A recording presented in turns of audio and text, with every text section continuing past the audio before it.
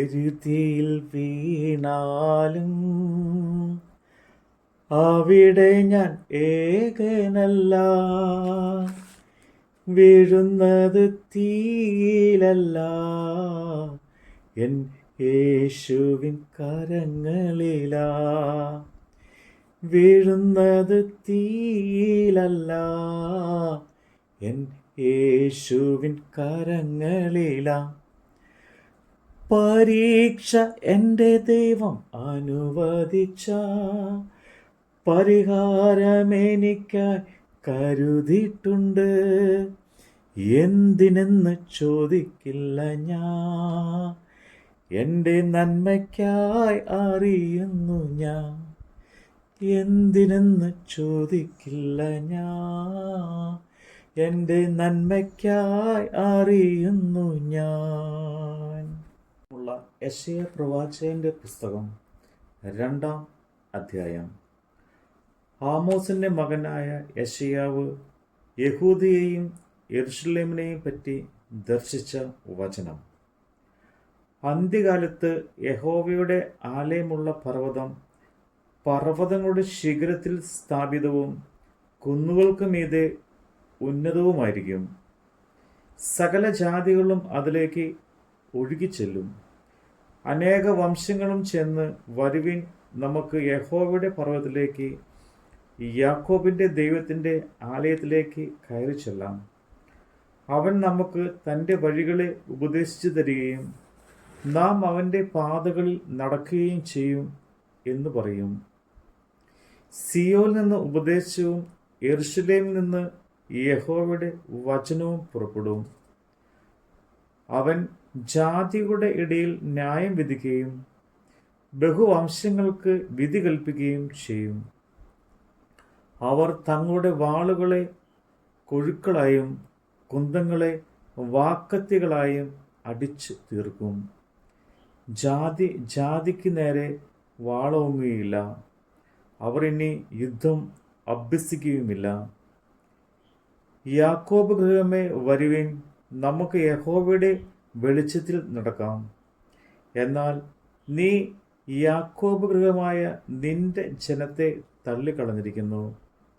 അവർ പൂർവദേശക്കാരുടെ മര്യാദകളാൽ നിറഞ്ഞും ഫെലിസ്ത്യരെ പോലെ പ്രശ്നക്കാരായും അന്യജാതിക്കാരോട് കൈയടിച്ചവരായും ഇരിക്കുന്നു. അവരുടെ ദേശത്ത് വെള്ളിയും പൊന്നും നിറഞ്ഞിരിക്കുന്നു. അവരുടെ നിക്ഷേപങ്ങൾക്ക് കണക്കില്ല.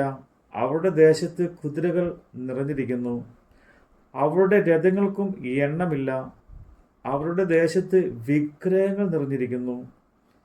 വിരൽ കൊണ്ടുണ്ടാക്കിയ കൈപ്പണിയെ അവർ നമസ്കരിക്കുന്നു. മനുഷ്യൻ വണങ്ങുന്നു, പുരുഷൻ കുനിയുന്നു. ആകയാൽ നീ അവരോട് ക്ഷമിക്കരുതേ.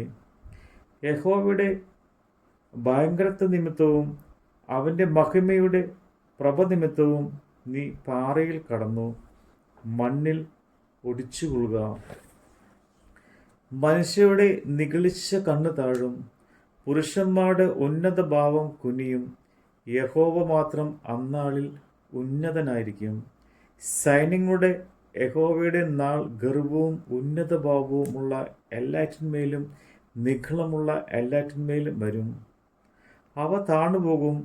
ലെബനോനിലെ പൊക്കവും ഉയരവുമുള്ള സകല ദേവദാരുക്കളുമേലും ബാശാനിലെ എല്ലാ കരുവേയങ്ങളുമേലും ഉയർന്നിരിക്കുന്ന സകല പർവ്വതങ്ങളിന്മേലും ഉയരമുള്ള എല്ലാ കുന്നുകളിന്മേലും ഉന്നതമായ സകല ഗോപുരത്തിന്മേലും ഉറപ്പുള്ള എല്ലാ മതിലിന്മേലും എല്ലാ തർശീശ് കപ്പിൽമേലും മനോഹരമായ സകല ശൃംഗാര ഗോപുരത്തിന്മേലും വരും. അപ്പോൾ മനുഷ്യൻ്റെ ഗർവം കുനിയും, പുരുഷന്മാരുടെ ഉന്നതഭാവം താഴും. യഹോവ മാത്രം അന്നാളിൽ ഉന്നതനായിരിക്കും. മിഥ്യാമൂർത്തികളോ അശേഷം ഇല്ലാതാവും. യഹോവ ഭൂമിയെ നടുക്കുവാൻ എഴുന്നേൽക്കുമ്പോൾ അവർ അവൻ്റെ ഭയങ്കരത്വ നിമിത്തവും അവൻ്റെ മഹിമയുടെ പ്രഭ നിമിത്തവും പാറകളുടെ ഗുഹകളിലും മണ്ണിലെ പൊതുകളിലും കടക്കും. യഹോവ ഭൂമിയെ നടുക്കുവാൻ എഴുന്നേൽക്കുമ്പോൾ അവൻ്റെ ഭയങ്കര നിമിത്തവും അവൻ്റെ മഹിമയും പ്രഭനിമിത്തവും പാറകളുടെ ഗഹ്വരങ്ങളിലും പൊട്ടിയ പാറകളുടെ വിള്ളലുകളിലും കടക്കേണ്ടതിന് തങ്ങൾ നമസ്കരിപ്പാൻ വെള്ളി കൊണ്ടും പൊന്നുകൊണ്ടും ഉണ്ടാക്കിയ മിഥ്യാമൂർത്തികളെ മനുഷ്യർ ആ നാളിൽ തുരപ്പനെലിക്കും നരിശീനിക്കും എറിഞ്ഞുകളയും. മൂക്കിൽ ശ്വാസമുള്ള മനുഷ്യനെ വിട്ടൊഴിവിൻ, അവനെ എന്ത് വില മതിപ്പാനുള്ളൂ. നമ്മുടെ കർത്താവിൻ്റെ വചനമാണ് നമ്മൾ കേട്ടത്. ഘോരമാം ശോധനയിൽ ആഴങ്ങൾ കടന്നിടുമ്പോ നടക്കുന്ന യേശുവത്രേ, ഞാനവൻ കരങ്ങളിലാ. നടക്കുന്ന യേശുവത്രേ, ഞാനവൻ കരങ്ങളിലാ. പരീക്ഷ എൻ്റെ ദൈവം അനുവദിച്ച പരിഹാരമെനിക്കായി കരുതിയിട്ടുണ്ട്. എന്തിനെന്ന് ചോദിക്കില്ല ഞാൻ, എൻ്റെ നന്മയ്ക്കായി അറിയുന്നു ഞാൻ.